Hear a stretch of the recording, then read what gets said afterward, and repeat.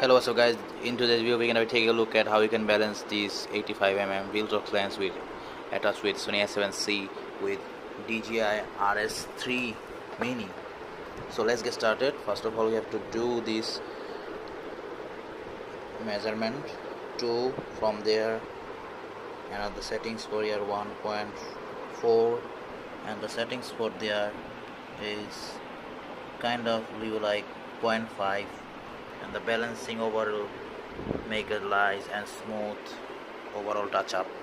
So make sure to follow my settings to balancing this in 85, because the 85mm lens is too much heavier and the front element are too much getting the pivot out of the body.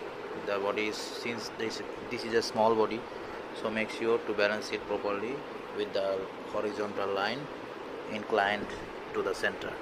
Thank you.